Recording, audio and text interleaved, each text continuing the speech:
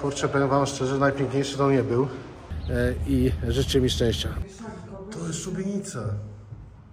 Kopara mi opadła. Nie wiem, jak to skomentować. Ten kwiatek chyba znam.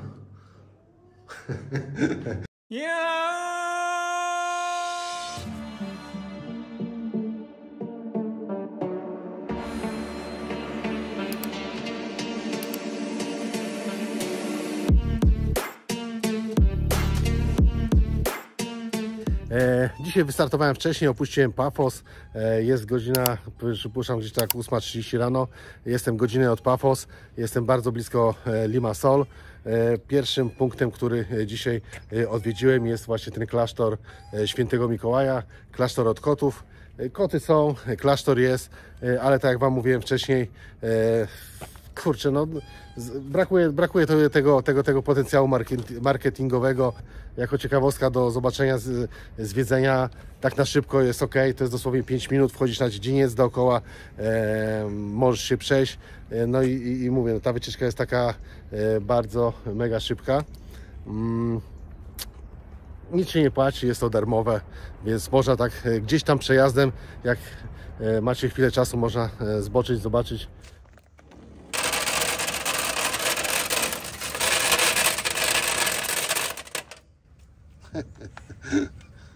Patrzcie, jaki wariat.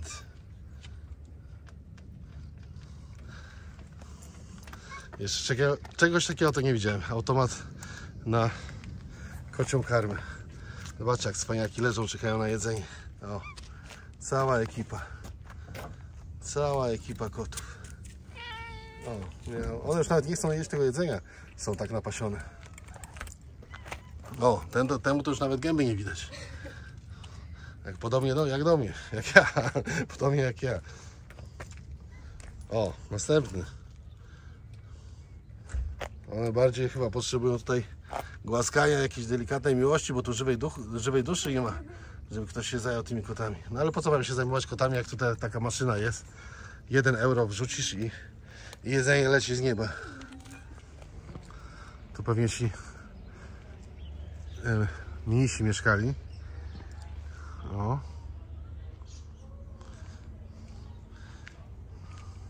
Muszę zobaczyć, czy tu jest jakieś jeszcze inne wejście do tego klasztoru, dlatego że wydaje mi się, że on powinien być jakiś taki większy.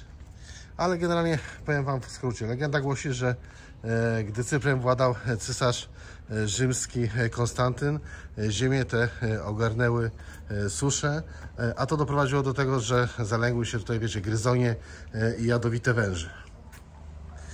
No i matka cesarza, święta Helena, wpadła na pomysł, aby koty pomogły w likwidacji tej plagi gryzoni i węży. No i zaczęto sprowadzać statkami niewyobrażalne ilości kotów. Natomiast co ma wspólnego tutaj klasztor z tymi kotami? Ano to ma wspólnego, że w tym klasztorze misi z klasztoru Świętego Mikołaja specjalizowali się w treningach kotów i to oni szkolili przyszłych kocich morderców węży. Efekty przyszły bardzo szybko. O, patrzcie, mamy tutaj kolejnego. Pełno tutaj kotów. Efekty przyszły bardzo szybko, więc w dowód wdzięczności koty uzyskały prawo do zamieszkania świątyni na zawsze. O, wydawało mi się, że będzie można tu jakoś wewnątrz zwiedzić, zobaczyć, jak wyglądały.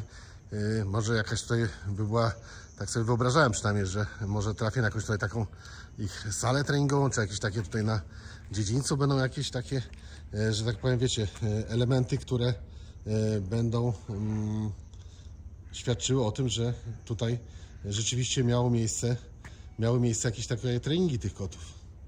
Nic takiego tutaj nie znalazłem, a czy wiecie, rzeczywiście, czy to jest prawda, czy to jest tylko legenda, nie wiadomo.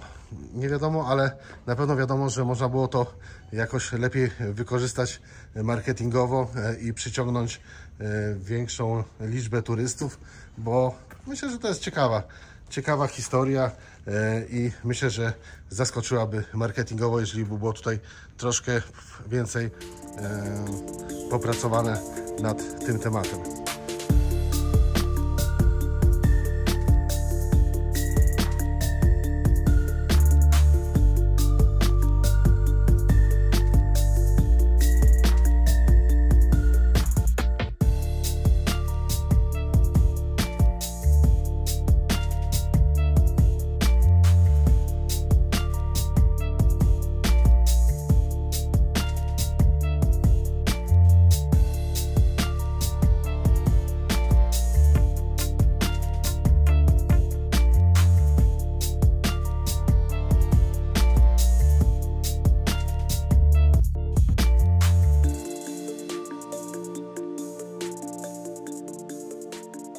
Limassol, w samym środku miasta. Mamy średniowieczny zamek zbudowany w XII wieku. Tradycyjnie na zewnątrz zamku jeszcze jakieś tutaj ruiny się zachowały. Dookoła jest pełno tawern, więc super, mega turystyczny punkt. To właśnie w tym miejscu Ryszard Lwie Serce poślubił swoją żonę. Pochodziła z Nawary i koronował on ją w 1191 roku na królowę Anglii. Z tego co się dowiedziałem, z tego co tutaj wyczytałem, no to zamek jest otwarty od poniedziałku do soboty od 9 do 17, a w niedzielę od 10 do 13 i generalnie nawet w tej chwili bardziej służy jako nie tyle zamek, co Muzeum Cypru. Bilet kosztuje 4,50 euro. Jeżeli, która to jest godzina? Jak będzie otwarte, bo widzę, że tam gdzieś tam się kręcą robotnicy, jakiś tutaj chyba remont trwa, ale jeżeli jest otwarte, to z chęcią wejdę, zobaczę, jak to w środku wygląda, no bo taka okazja może się już nie powtórzyć. Tutaj wnętrze, powiem Wam, ten dziedziniec całkiem fajnie zadbany, tu z tyłu jakiś ogród. O, proszę bardzo, żeby nie było, że oszukuję, bilet kosztuje 4,50. Tu jakaś armata nas wita na wstępie. Zobaczcie, tu jest cały plan tego zamku.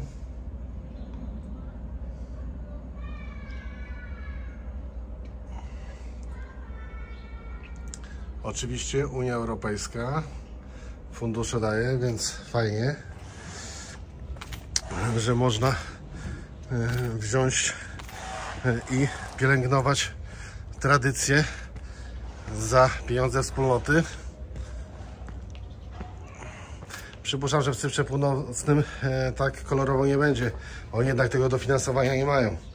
No ale cóż, no tak się ułożyła historia.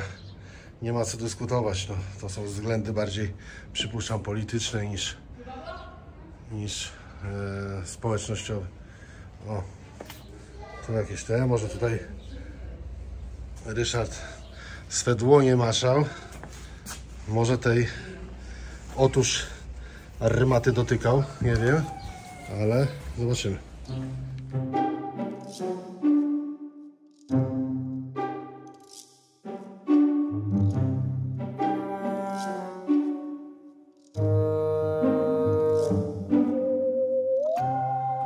Mamy kawałek grobowca z Nikozji z 1337 roku. Powiem Wam, że super. Mówię, nawet można dotknąć. Wszystkiego można dotknąć. Fajnie to jest to, tutaj jak się zwiedza Cypr, że mało których rzeczy nie można nie dotknąć. I zarazem jest to właśnie tak fajnie, tworzy taką fajną otoczkę, że zwiedzasz i jesteś w stanie, że tak powiem, fizycznie dotknąć historii. Patrzcie, jakie kolumny piękne.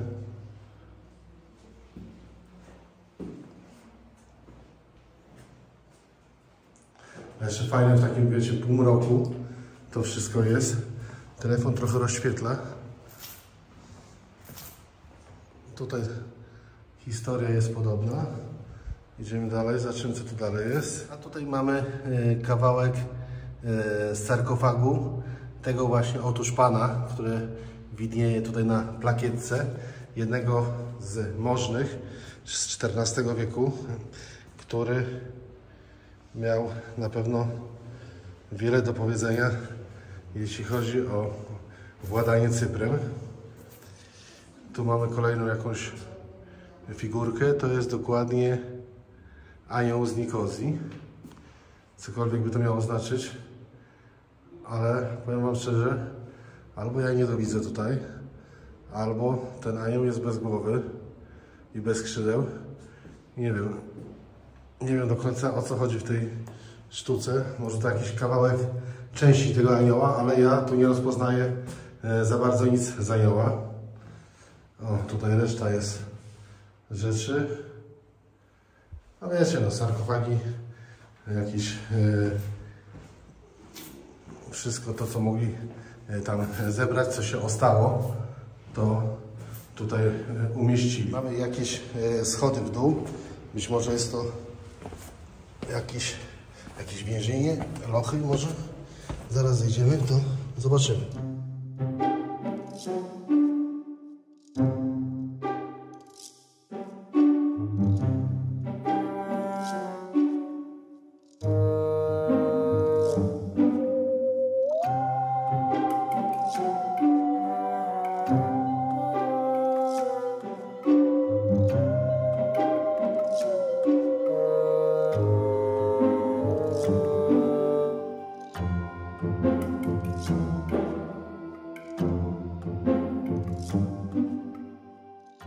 Tak jak zauważyłem, większość tych sarkofagów i tych pomników czy płyt tutaj nagrobkowych, wszystko pochodzi z reguły z XIV wieku i są to pomniki władców, mnichów i osób ważnych, które były, przypuszczam, że ważne dla miasta i które były w jakiś sposób związane z zamkiem.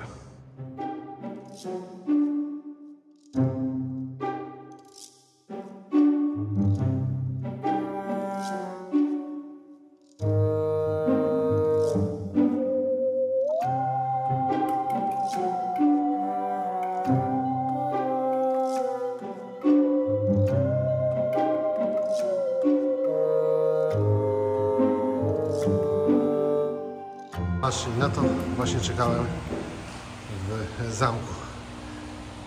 Chciałem zobaczyć, jak wyglądał strój średniowiecznego rycerza. I tego brakowało mi, powiem Wam, we wcześniejszych odwiedzanych zamkach, bo stały puste. Stały puste, nic kompletnie oprócz tego, żeby zobaczyć, jak fizycznie wyglądała budowla. Nie można było się dowiedzieć, nie można byłoby zobaczyć, a tutaj widzimy wszystko. I zamek, i to, jak wyglądali ówcześni rycerze.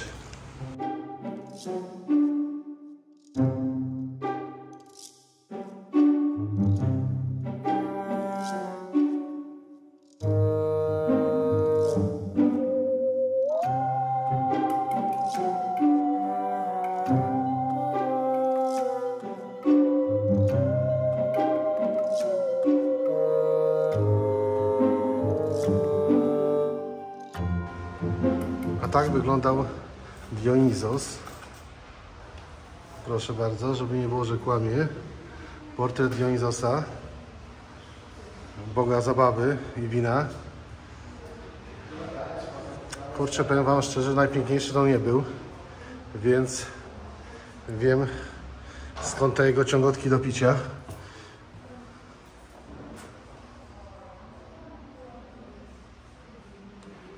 Powiem Wam, że naprawdę najfajniejszy zamek, jaki w tej chwili, znaczy nie w tej chwili, jaki do tej pory odwiedziłem na Cyprze. Na sam koniec trochę robotę tutaj spaprały te okna, które widać, że są oknami z naszej epoki. Nie wiem, myślę, że można było to jakoś inaczej rozwiązać, niekoniecznie plastikowymi oknami z PCV, bo tak to zamek jest naprawdę super, jest to na jakieś 10-15 minut zwiedzenia. Powiem Wam tak, zamek całkiem spoko, cena też w porządku, 4,5 euro jest do przeżycia, a mówię, ja tak szybko obleciałem, myślę, że tak zajęło mi to nie więcej jak 20 minut, ale jeżeli ktoś potrzebuje więcej czasu, potrzebuje sobie tutaj jakoś, wiecie, poczytać bardziej dogłębnie tutaj opisy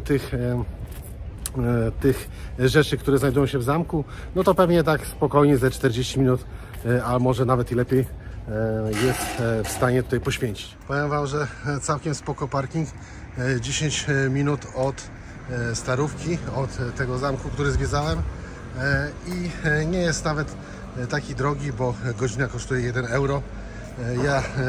No ale musisz wykupić na 3 godziny z automatu, więc 3 euro płacić za 3 godziny. Myślę, że jak na centrum Limassol i jak na to, że jest to taki parking, można powiedzieć, w w cudzysłowie ustrzeżony, no to jest całkiem w porządku cena. Tak staram się zobaczyć, gdzie tu są jakieś nazwy ulicy, żeby Wam jakoś podpowiedzieć, jak tutaj dojechać. O, tu jest jakaś ulica, poczekajcie. O, coś w tym stylu. Może uda mi się jakąś mapkę zamieścić, to Wam pokażę dokładnie, gdzie ten parking jest.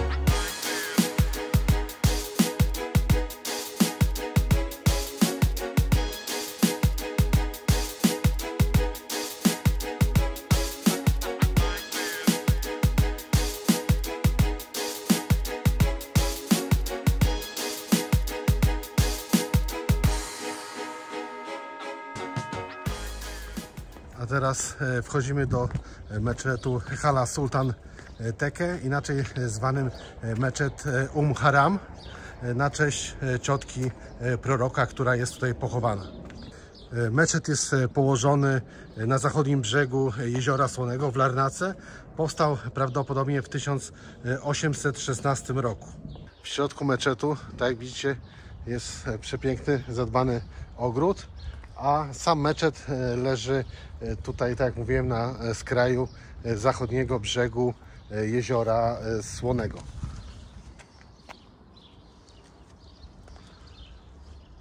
W tej chwili nie jest sezon na flamingi, ale w ciągu lata, jak jest sezon, to flamingi przylatują tutaj i ich głównym pożywieniem są różowe krewetki i przez co mają takie biało-różowe upierzenie te flamingi. Zresztą nawet z daleka widać, że to jezioro jest takiego właśnie koloru jasno-różowego. Meczet można zwiedzać codziennie, ale trzeba mieć odpowiedni strój zakrywający ramiona i kolana, ale myślę, że w długich spodniach i w krótkiej koszulce na luzie można wchodzić bez zastanowienia. O, na wstępie wita nas kotek, który pilnuje meczetu.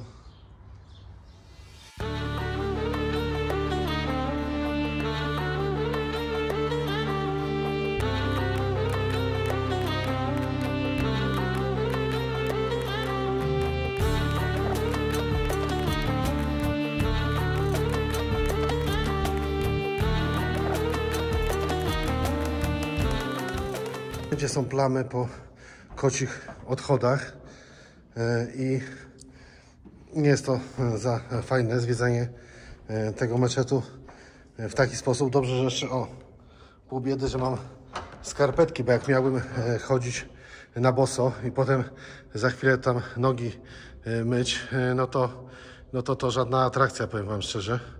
Aż powiem Wam, że dziwię się trochę, bo jednak tu ludzie przychodzą na modlitwy i wiecie, akceptacja i życie razem z kotami, wszystko w porządku, ale ktoś jednak powinien tutaj pilnować tego porządku i ten dywan do modlitw powinien być trochę bardziej zadbany, przynajmniej tak jest moje zdanie. Powiem Wam tak, jakby to nie było zadbane albo zaniedbane w środku, to myślę, że warto odwiedzić ten meczet. Jest to, wydaje mi się, na Cyprze Południowym jeden z najbardziej znanych i rozpoznawalnych meczetów, taki wiecie, pocztówkowy, a na tle Jeziora Słonego, które jest takie jasno-różowe, wygląda fajnie. Wygląda fajnie i zachęcam do zobaczenia tej budowli. Jeszcze powiem Wam w kilku słowach, jeśli chodzi tutaj o legendę związaną z tym meczetem i z tą ciotką Mahometa. Ciotka Mahometa dotarła tutaj w to miejsce, znaczy w ogóle na Cypr dotarła w 647 roku, a 2 lata później, w 649 roku, w wyniku zaciekłych starć z zakonem krzyżackim odniosła ciężkie rany i została pochowana właśnie w tym miejscu, na którym później właśnie postawiono meczet.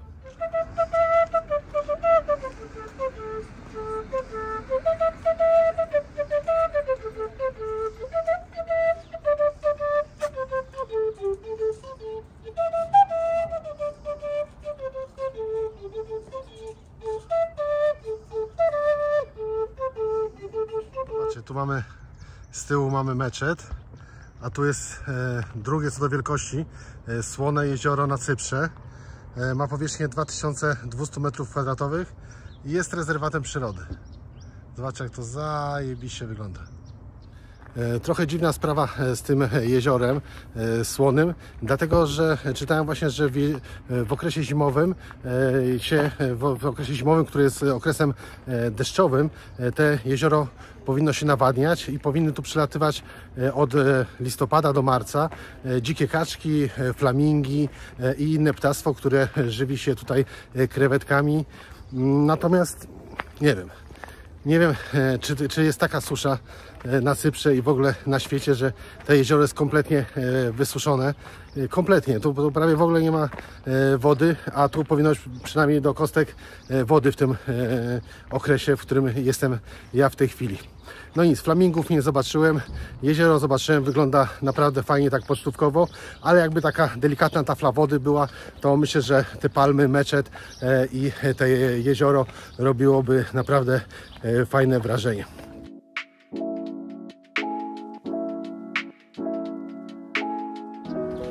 W drodze tutaj z meczetu do Larnaki, a potem do Nikosji jeszcze zahaczyłem tutaj o taką plażę Mackenzie Beach. Tu z tyłu za mną jest lotnisko, tu są takie parkingi do plaży i być może też do lotniska, a tutaj za mną jest ta plaża, tak jak widzicie. Jest to plaża z drobnym piaskiem, a czy rzeczywiście tak jest, to za chwilę sprawdzę i sami też przekonacie się na materiałach, które Wam nagram, czy prawdę mówię. Jedną z takich atrakcji na tej plaży jest to, że lądują i startują samoloty centralnie tutaj nad głowami plażowiczów. No, jest to na pewno fajna jakaś przygoda, fajna atrakcja. Zobaczymy, czy będę miał to szczęście i nad głową mi przeleci samolot. Oczywiście nie spadając mi na głowę. Ale nie ma się co obawiać, bo ponad 40 lat te samoloty latają nad głowami tutaj plażowiczów i żadna katastrofa tutaj jeszcze nie miała miejsca. Plaża wygląda całkiem fajnie, przynajmniej z daleka. Myślę, że będzie można ją spokojnie zarekomendować.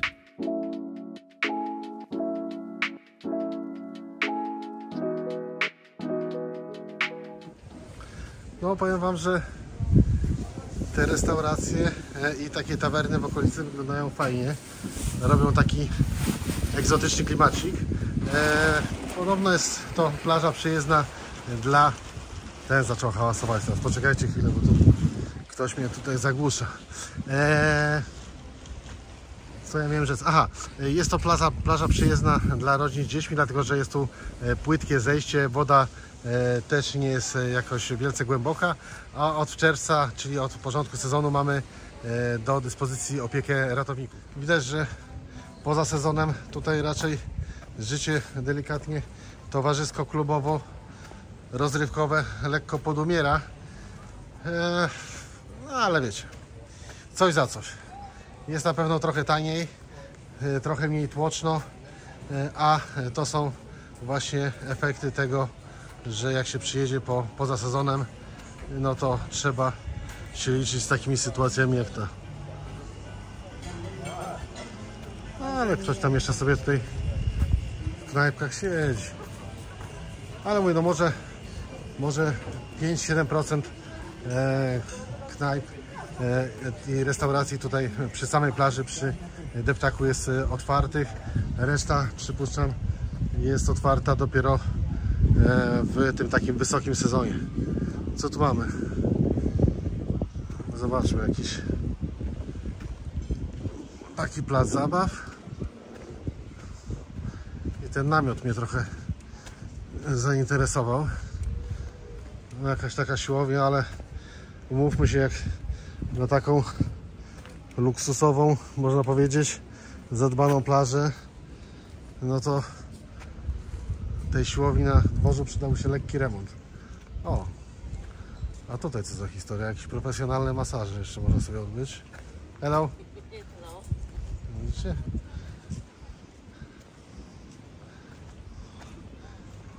Jednak nie wszystko stracone. Można jeszcze dać się poza sezonem wymasować. Może też ceny są przystępniejsze, więc widzicie kolejny atut na to, żeby odwiedzić tę piękną wyspę, jaką jest Cypr, poza sezonem. O, widzę, że są jakieś takie prysznice, można się opłukać ze słonej wody, więc to jest na plus na pewno. Jeszcze parę dni będę, ale wydaje mi się, że na pewno nie starczy mi czasu, żeby no, poznać tak mocniej tutaj zwyczaje, czy jak wygląda życie na co dzień przeciętnego Cypryjczyka. Staram się gdzieś tam to wszystko wyłuskać na materiałach wideo, które nagrywam, z ludźmi, którymi rozmawiam. Staram się jak najwięcej dowiedzieć, ale póki co czuję niedosyt i z chęcią bym się dowiedział dużo więcej.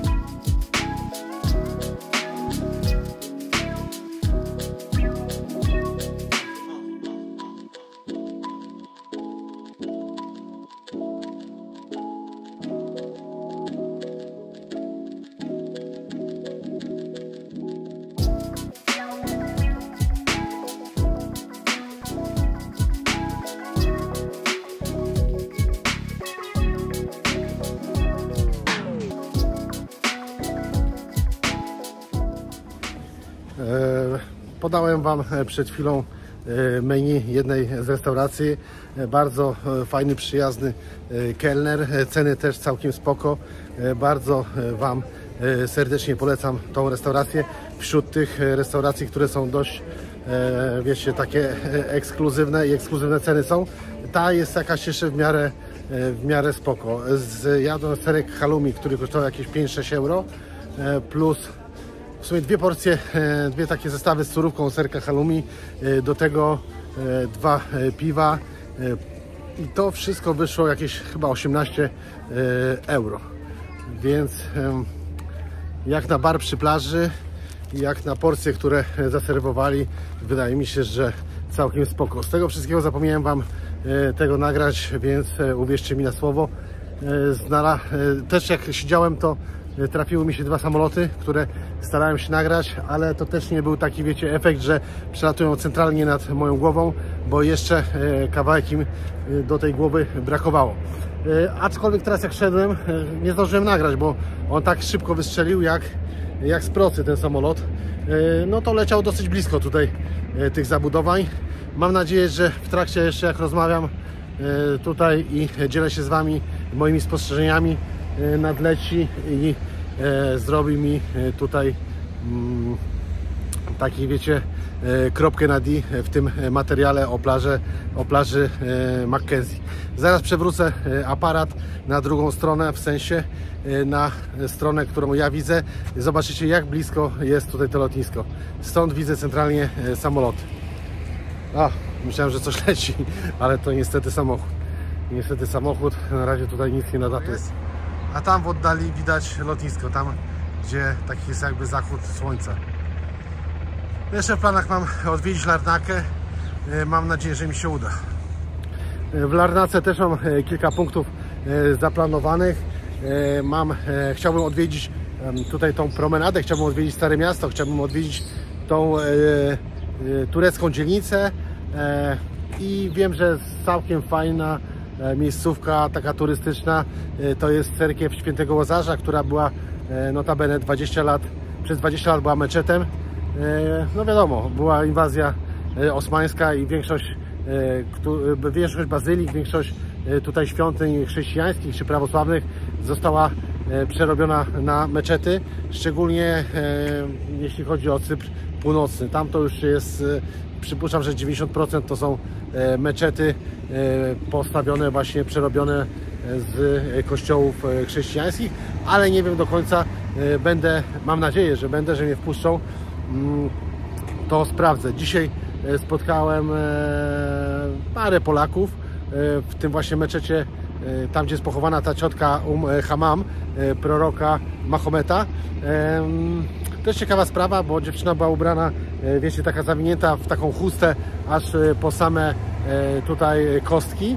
Miała normalną koszulkę ubraną i nie wpuścili jej do tego meczetu, a mówi, że jest to pierwszy raz, jeśli takie coś zdarzyło, dlatego że zwiedziła tutaj nie wiem, czy to był mąż, chłopak, czy partner, nieważne, jako para zwiedzili tutaj pół świata, odwiedzili masę tutaj tych meczetów i nigdzie nie było problemu z dostaniem się do środka. Natomiast tutaj pierwszy raz w Larnace zdarzyło jej się, że ją nie wpuścili. Ale nie o tym jest rozmowa. Do czego dążę? Dążę do tego, że dziewczyna powiedziała, że też próbowali na Cypr Północny się dostać, ale odmówiono im wjazdu. Pytała się tutaj o możliwość się dostania. Ja powiedziałem, że nie wiem, bo dopiero będę jechał i będę starał się tutaj dostać na Cypr Północny, bo bardzo, bardzo chciałbym zwiedzić. Tym bardziej, że dzisiaj mam wykupiony w Kyreni nocleg na dwie noce, czyli 3 dni. I szkoda by było, żeby przepadł ten nocleg i szkoda, żeby było, żebym nie zwiedził północnej części tutaj wyspy, bo bardzo chciałbym sobie wyrobić opinię, zwiedzając te dwa, że tak powiem, odrębne państwa. Co prawda sztucznie tutaj podzielone, ale podzielone. Mam nadzieję, że się dostanę na Cypr Północny. Z tego co wiem, to na granicy trzeba wykupić takie ubezpieczenie, 20 euro kosztuje ubezpieczenie na wjazd. I one tylko, to jest takie zwykłe OC, że jeżeli ty coś zrobisz i tak dalej, spowodujesz jakąś kolizję z mieszkańcem Cypru Północnego, no to on będzie miał pokryte z tej polisy swoje szkody. No a tutaj ty ryzykujesz, wjeżdżając do Cypru Północnego, cholernie ryzykujesz, dlatego że wszystkie szkody, wszystkie rzeczy, które się wydarzą na Cyprze Północnym, bierzesz na siebie, zarówno pod względem finansowym, jak i cywilnoprawnym, dlatego że, tak jak mówiłem Wam na początku, nie ma tam przedstawicielstwa polskiego, nie ma polskiej ambasady. No i mam nadzieję, że uda mi się szczęśliwie wjechać, zwiedzić i wyjechać stamtąd, dlatego że no, ostatnią rzeczą, którą potrzebuję, to kłopoty na Cyprze Północnym, czy pokrywanie jakichś strat finansowych, które mogą się wydarzyć. I trzymajcie kciuki mocno. Mam nadzieję, że przedostanę się przez granicę, no i przez tą strefę buforową, bo Cypr Północny i Południowy oddziela taka strefa buforowa ONZ, ale myślę, że jak przyjadę już na stronę turecką, to powinno być ok i życzę mi szczęścia. Do zobaczenia.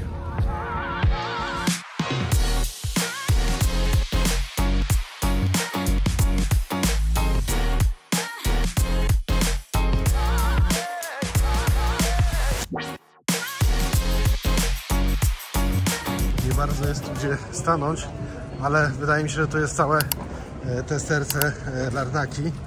Przed nami tutaj widzicie cerkiew Świętego Łazarza, która powstała w IX wieku. I tak jak Wam mówiłem, to był kościół prawosławny i jest. I przez 20 lat może tylko bardziej po inwazji osmańskiej, był przez 20 lat meczetem. Ale teraz, że tak powiem, znowu się przekształcił i jest cerkwią prawosławną. Tutaj widzimy sklepy z pamiątkami. Święte wody, święte obrazki, same świętości. Potrzebny tylko bilet NBP, może nawet nie NBP, a bilet Unii Europejskiej. Jak masz euro, to wszystkie grzechy zostaną wybaczone. Możesz kupić święty krzyżyk, możesz kupić wybaczenie, przebaczenie za grzechy. Co to ta waluta nie robi w dzisiejszym świecie? Patrzcie, tak to wygląda tutaj dookoła. Ciekawe, czy tutaj można wejść do środka. No chyba może.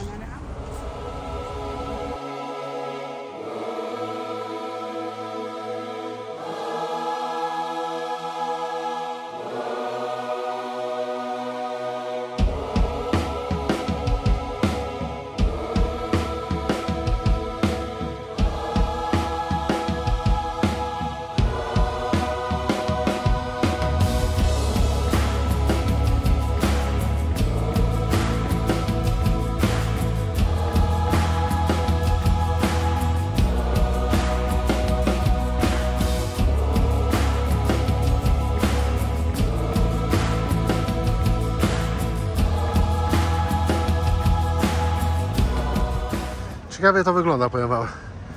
Na samym środku cerkiew, a dookoła pełno miejsc rozpusty.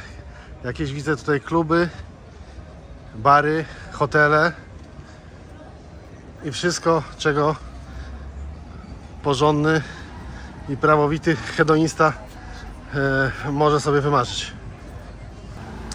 Oh my god, zobaczcie tego gościa. Yeah. Ale świr.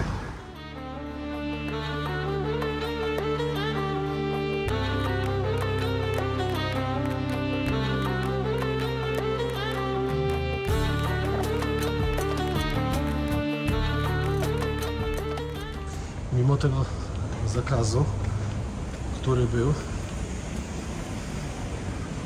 pozwolono mi wejść do meczetu.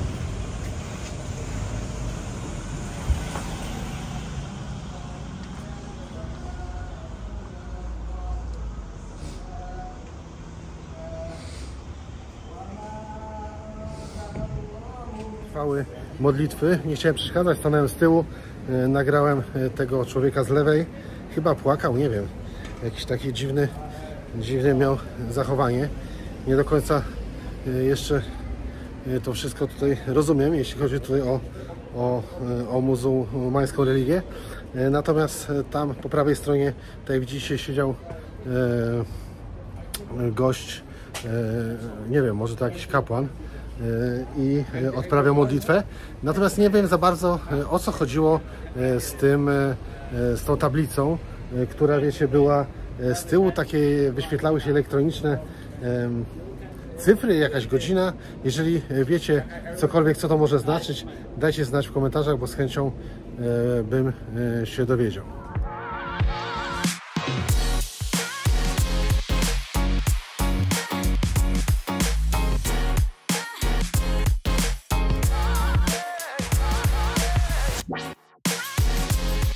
Zobaczcie, to jest ta forteca w Larnace, taki zamek średniowieczny. Mur został wybudowany na ruinach zamku w 1621 roku i służył jako fortyfikacja obronna. O, tutaj jeszcze umacniają wały, a nóż widelec, coś się wydarzy.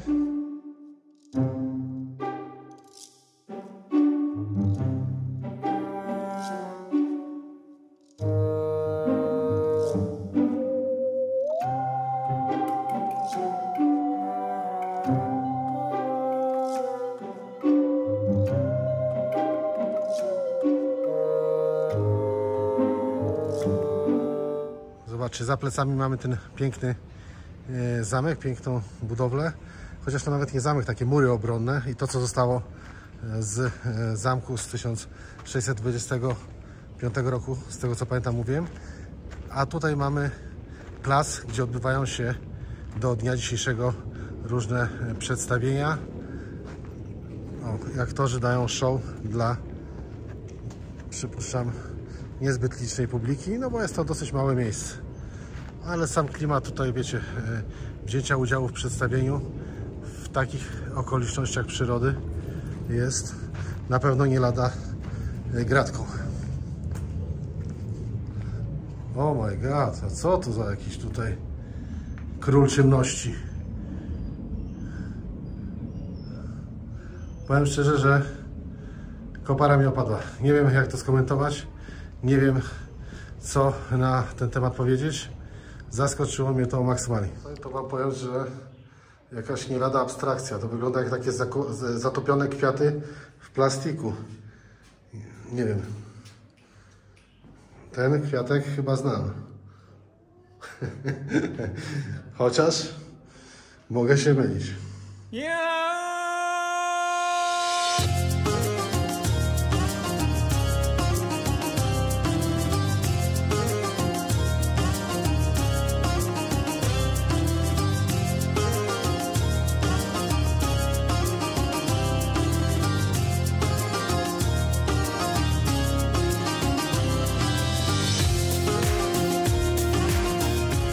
Jestem już szczęśliwie na miejscu w Kyreni. Jestem w tej chwili pod jednym z takich dużych marketów, który jest niedaleko miejsca mojego zamieszkania, apartamentu, który wynająłem. Obeszło się bez przeszkód, bardzo przyjemnie tutaj na granicy. Spodziewałem się, nie wiem, sam nie wiem, czego się spodziewałem. Co można powiedzieć o Cyprze Północnym? Jest izolowany na arenie międzynarodowej. Można dotrzeć tutaj tylko z południa Cypru tak naprawdę legalnie, jeżeli wylądujecie w Pafos albo w Larnace i drogą lądową przedostaniecie się tutaj czy pieszo, czy samochodem przedostaniecie się na Cypr Północny. Walutą obowiązującą jest lira. W tej chwili lira kosztuje bodajże 15 groszy za lirę, czy 17? 15 w skupie, a 17 w sprzedaży. Trzeba pamiętać, że tak jak na Cyprze Południowym, na Cyprze Północnym ruch obowiązuje lewostronny. Na Cyprze Północnym mieszka ponad 300 000 osób, a językiem urzędowym jest język turecki. I generalnie wszystkie oznaczenia na drodze i oznaczenia sklepów to jest przede wszystkim język turecki. Oczywiście religią dominującą jest tutaj islam, czyli większość tutaj ludności jest muzułmaninami są. Co miałem powiedzieć jeszcze? Aha, w ogóle kompletnie jestem zaskoczony tym, jak wygląda, jak już wjechałem przekroczyłem, bo wiecie, w Nikozji jest ta granica, jak już przekroczyłem tą strefą buforową ONZ i byłem już na Cyprze Północnym, ale w Nikozji Północnej, to zaskoczyło mnie w ogóle kompletnie, zupełnie inny świat niż tutaj sobie wyobrażałem. Wyobrażałem sobie, że tu jest takie totalne zacofanie. Unia Europejska, wiecie, nie dofinansowuje, więc pewnie tu bida i w ogóle, a jest wręcz przeciwnie. Tu wydaje mi się, że jest dużo bardziej to wszystko rozwinięte niż po tej stronie tak zwanej, wiecie, europejskiej. Bardzo duże sklepy są. Jak wjechałem od razu, no to zauważyłem, że chyba mają, pierwsze co zauważyłem, to chyba ogromną siłownię, gdzie byłem po stronie Nikozji Południowej, no to taka jakaś siłownia gdzieś tam, to jest jakieś takie malutkie gdzieś w kącie, a tutaj taka naprawdę totalnie wypasiona siłownia, Burger King piętrowy, sklepy to widzicie, sklepik taki miał być nieduży tutaj koło mojego miejsca zamieszkania, a tu taki kurde mini moloch. No i w ogóle wszystko jest takie bardziej europejskie, większe, bogatsze i to są takie moje spostrzeżenia sprzed, no jestem tutaj kilka godzin, więc to jest po prostu dosyć świeża sprawa. Zobaczymy, jak będę podróżował w Famaguście, będę na dole tutaj Cypru Północnego, na południu. Chcę zwiedzić też Kyrenię, więc chciałbym mieć jakiś szerszy obraz. Potrzebuję na to ze 2 dni i wtedy będę mógł coś więcej dodać, albo być może zmienię zdanie. Zobaczymy, jak będzie niedługo. Zobaczcie relacje w kolejnych odcinkach.